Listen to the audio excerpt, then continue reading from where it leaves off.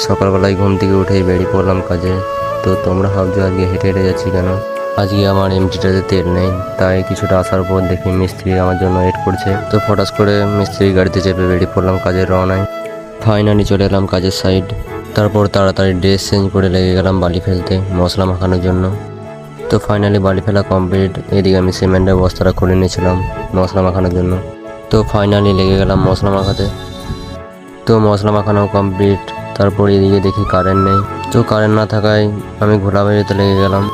তো ঘোলা ভেজানো কমপ্লিট করে ড্রামে বর্ডারগুলো ভিজে নিচ্ছিলাম। তো কিছুক্ষণ ওয়েট করার পর বর্ডারগুলো সব ভিজে গেছে।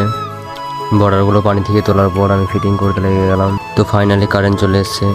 তো এদিকে মিস্ত্রি সাইডগুলো ফ্রেশ করে নিয়েছিল, তাই আমি চিপিং করে ছাড়িয়ে নিয়েছিলাম। তো এদিকে মিস্ত্রি মশলাটাতে পানি দিচ্ছিল না পা ধুচ্ছিল, বুঝতে পারছিলাম না। তো তোমরা বুঝতে পারলে আমাকে কমেন্ট করে জানাও। তো এদিকে আমি মশলাটা চাড়িয়ে সেটিং করে আসছিলাম, আর এদিকে আমাদের মিস্ত্রি ঘোরা দিতে আসছিল। তো ফাইনালি কাজ কমপ্লিট। তো তোমাদের কাজটি কেমন লাগলো কমেন্টে জানিও।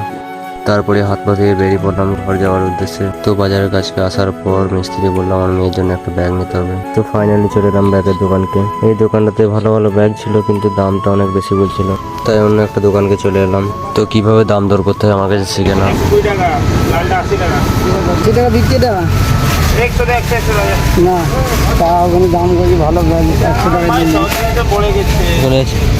80 টাকা দিচ্ছি না, 50 টাকা দাম ছিল। হ্যাঁ 80 টাকাতে, হ্যাঁ 80 টাকাই দেবো হয়তো, দেখো হবে। হ্যাঁ, তো তোমরা তো দেখলে কিভাবে দাম দর করতে হয়। তো ফাইনালি ব্যাগটা নিয়ে বেরিয়ে পড়লাম বাড়ির দিকে। তো বাড়িতে এসে মাকে বললাম পানি দিতে। তো মা দিল তালের ফুরুলি দিয়ে পানি। আমরা তো এটাকে তালের ফুরুলি বলি। তো তোমরা এগুলো কি বলো কমেন্টে জানিও। তো ফুরুলি খাওয়া কমপ্লিট করে এসে দেখি আমাদের প্রচুর ড্যান্স দিচ্ছে। আমি প্রচুর ড্যান্স দিচ্ছি, আর তোমরা চ্যানেলটাকে সাবস্ক্রাইব করো।